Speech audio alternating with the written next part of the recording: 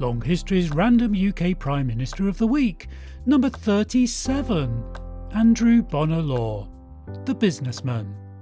He was Prime Minister between 1922 and 1923. What was Andrew Bonar Law like?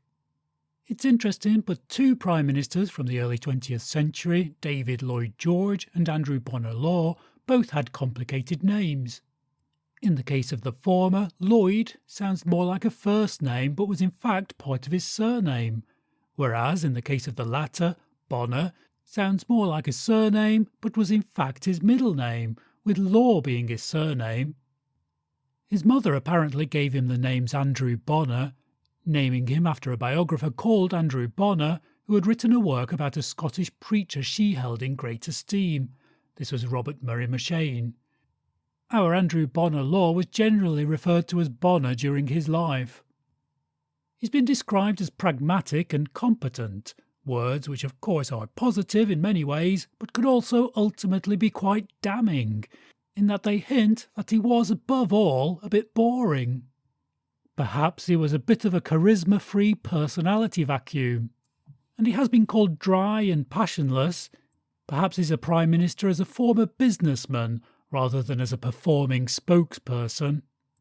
Nevertheless, although boring can be synonymous with weak, Andrew Bonar Law seems to have been a man who was quite willing to wield his influence and power. He does sound like the kind of man you wouldn't want to be stuck with at a party, yet it seems that he liked the company of the more colourful characters of the day, his predecessor, Prime Minister Lloyd George, being one of them, along with the newspaper magnate Lord Beaverbrook. He wasn't one of the womanising Prime Ministers.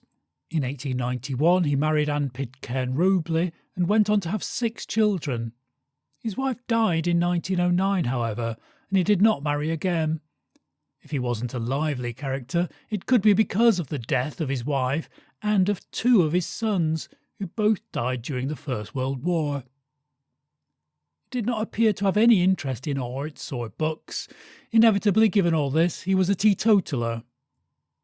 So perhaps it can be summed up in the fact that he wasn't one of those English aristocrats who generally made up the upper echelons of power in those days. So perhaps he didn't have quite enough of that good breeding to be able to wield his political knife whilst politely engaging in small talk. Instead, he would just brandish the knife, helping to overthrow Herbert Asquith and Lloyd George, for example, his 2 predecessors as Prime Ministers, and helping to divide up Ireland. What was the historical background? The First World War was over, and the 1920s have been known as the Roaring Twenties, a kind of crazy wake after the battles of the previous decade. Politics was upturned during the whole of the early 20th century, and the 1920s were no exception. The Liberal Party was replaced by the Labour Party during this decade, a process which was very much witnessed and influenced by Law. Governments in the early 1920s had to deal with the ex-soldiers who returned to work after serving in the war. There was also a sense that old markets for traditional industries were deteriorating. These involved shipbuilding, cotton and coal, all of which entered a period of decline. In the meantime, this was the decade when the car and cinema both began their entry into the mainstream.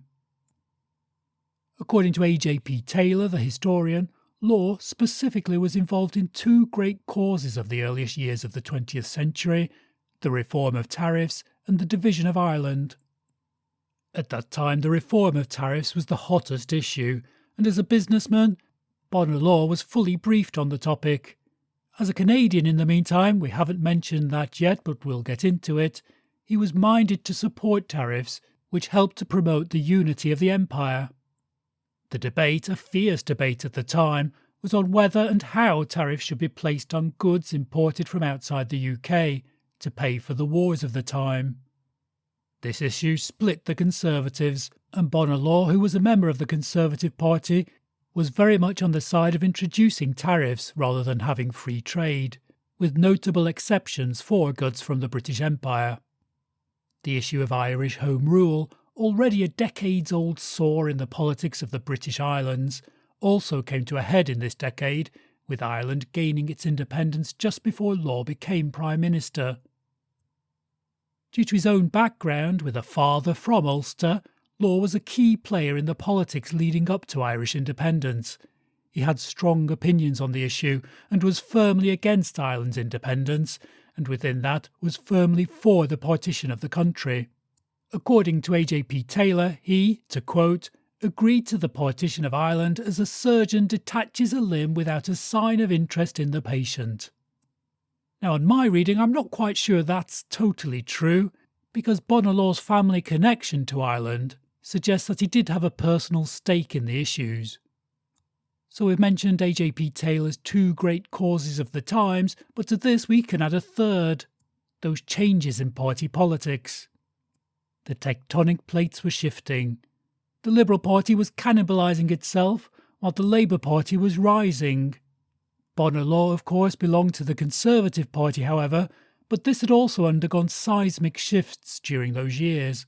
For example, the Conservative Party was in coalition with many Liberals during the First World War, and Law was the leader of the Conservative Party during that time. He led the party into the coalition, and he also led it out. This final decision, showing his priorities. He wanted to protect the Conservative Party above all. While the opposition parties were vying for the number 2 spot, the Conservative Party could easily also have fallen apart, but Bonar Law steered the party into the future, even though just over a decade earlier the Conservative Party had been tearing itself apart, particularly over that issue of tariff reform. What was happening in the United States at the time? Law's brief tenure as Prime Minister took place during the tenure of one of the US's shortest-serving presidents, Warren G. Harding. He was President of the US from March 1921 to August 1923. Coincidentally, both men were the fourth shortest-serving premiers in their respective countries at the time of recording this episode. This was an era of prohibition in the US, and the early 20s is also associated with jazz becoming a major force in entertainment, the term itself being popularised by F. Scott Fitzgerald with the publication of Tales of the Jazz Age, the publication of this book taking place during Law's period as Prime Minister. Britain's relationship with the US was a key part of Law's tenure, with the UK having to ask for the help of the US to finance its huge war debt. Law did not agree with the result of the negotiations, but was nevertheless forced by his colleagues to push them through. Who could vote? Well, this was very much a live issue at the time. Women had been given limited access to the vote in 1918, but would not be given access to the vote on the same terms of men until 1928. Law's time in office was right in the middle of those two dates. Women's suffrage was therefore a key issue during those times, although the key reforms took place before and after Law's tenure as Prime Minister. What was Andrew Bonar Law's background? 4 Prime Ministers have been born outside today's United Kingdom. 2 of them are not UK-born due to, well, history, having been born in today's Republic of Ireland. William Petty, the Earl of Shelburne, the shortest-lived Prime Minister in 1782 and 3, and the more famous Arthur Wellesley, better known as the Duke of Wellington, were both born in Ireland. Boris Johnson was born in the United States, and Bonar Law was born in New Brunswick, Canada. He was born on the 16th of September 1858. His mother died when he was 2 or 3 years old, and at that point his aunt came over from Scotland and helped to bring him up. So he lived in Canada until he was 12, when his father remarried, and Bonar Law went with his aunt back to Scotland to live with an aunt outside Glasgow. He's one of those rare Prime Ministers not to have attended Eton or another similar establishment. Instead, he went to Glasgow High School, and rather than go to university, he went on to work for a bank owned by his family. That was at the age of 16, and then he went on to work in Glasgow's iron trade, a trade which gave him a solid foundation as a businessman. It was apparently a volatile business, which he himself thought prepared him well for political life. Andrew Bonar Law became a Member of Parliament in 1900, representing Glasgow. Now, this was a period when the Conservative Party really was tearing itself apart over tariff reform, and these machinations led to the Liberal Party entering power in 1905. How did Bonar Law become Prime Minister? So, the Liberal Party entered political power in 1905, beginning the Conservative Party's decade in the wilderness. Infighting in the party was bitter, with the issue of tariffs proving to be an open wound. When, in 1911, the post of the party leader was opened up, there were two main candidates, Austen Chamberlain, elder brother of future Prime Minister Neville Chamberlain, and Walter Long. Sometimes a replacement candidate is obvious, but I'm sure there are other cases where there have been two candidates for the post, but then a third, more conciliatory candidate appears, doing a better overall job of appeasing the various factions. Law's support of tariff reforms appeased one branch of the party, while his clear unionism, his support for the unionist cause in Ireland, that is, the people who wanted Ireland to stay in the UK, appeased many others. With a Canadian background and a Scottish upbringing, moreover, Law managed to circumvent the English class system, which seemed to have been a theme in those years, with his predecessor, David Lloyd George, being Welsh, and another 1920s Prime Minister, Ramsay MacDonald, also being Scottish. When the First World War broke out in 1914, the Liberal Party was in power. However, by 1915, the then Prime Minister, Herbert Asquith's perceived mistakes forced him, rather than to hold a general election at such a turbulent time, instead to form a coalition with the Conservatives. This gave Law his first glimpse of political power when he became Chancellor of the Exchequer, often a post which leads to the position of Prime Minister. Asquith, however, was not seen as an active enough war leader. Listen to his episode to find out the details, and was eventually replaced by David Lloyd George. It was a move backed by Law, and one which would prove all but terminal for the opposition Liberal Party, as it split them more or less in two. Lloyd George and Law were opposites in terms of personality, but they got on very well, and the coalition survived after the war ended. By 1921, however, Law was exhausted and was told to take some months off before he worked himself to death. He stepped down from the party leadership. It was during this rest period that discontent arose amongst the Conservatives. They were no longer happy with the coalition. There was no longer a war, so there was no need for such an emergency situation. Lloyd George was still running the government, but he was a Liberal. He wasn't Conservative with a small c. He was flamboyant and a forceful man, happy to bend the truth to his will. But he was also not a Conservative with a capital C. He was not a Conservative Party member. So in came Bonar Law again.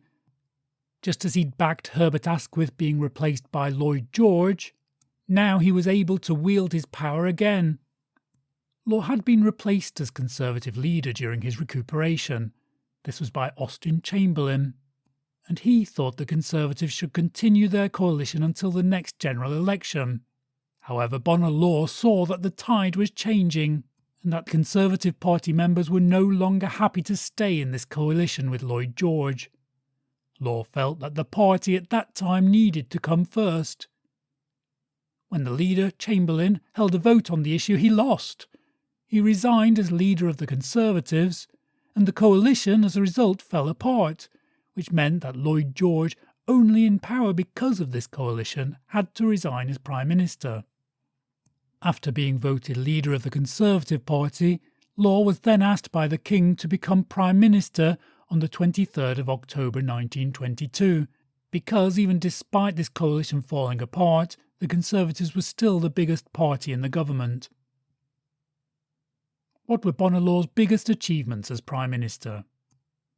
The complex situation described above, the shifting party structures, the growing Labour Party, the Liberal Party on life support, and the coalition having died altogether, also affected the Conservative Party.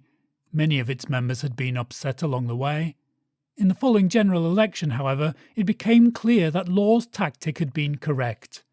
He won the general election that was called soon after he'd become Prime Minister.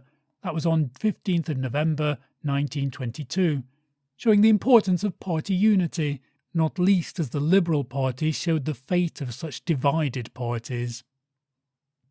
The Conservative Party was in power on its own for the first time in over 2 decades. Moreover, it was a much expanded electorate after the changes of 1918.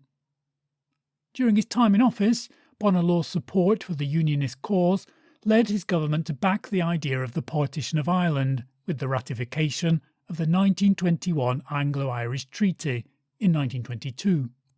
He promised a tranquil period after those years of war with a policy called by one source the Tranquility Manifesto. However, his time at the top would be short-lived. So why did Bonar Law stop being Prime Minister?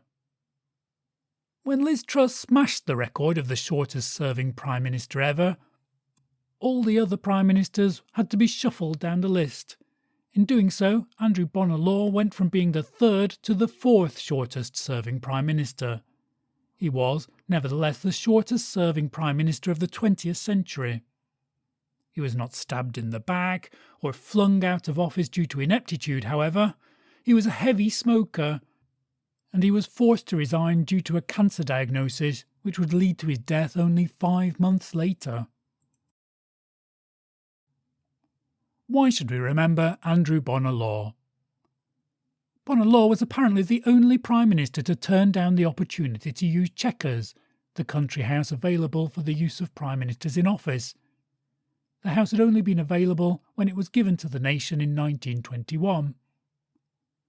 Above all, we could characterise him as a businessman, a man who made decisions based on rational criteria and was then not afraid of putting those decisions into practice.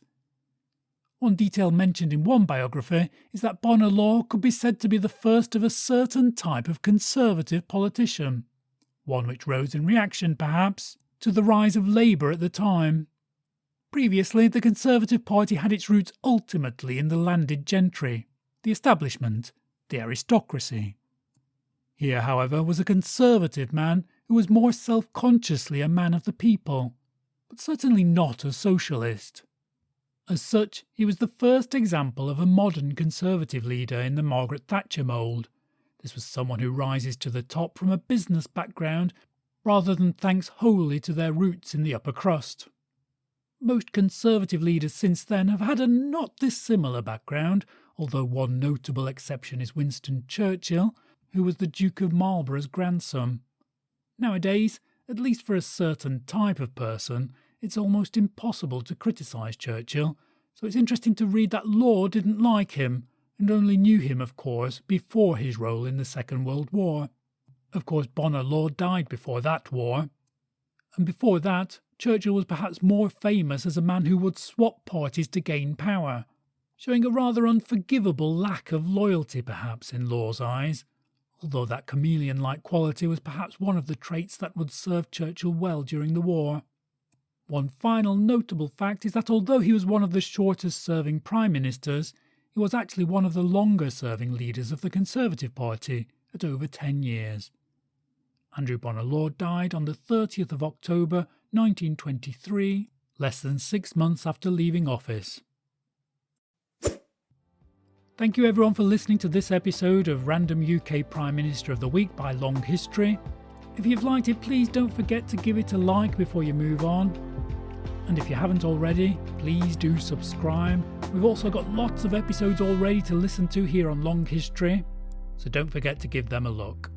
Bonar Law's interesting as one of those forgotten Prime Ministers, but nevertheless, there are a few standout facts: his Canadianness, his longevity as Conservative leader, and his key role in ending the coalition after World War I.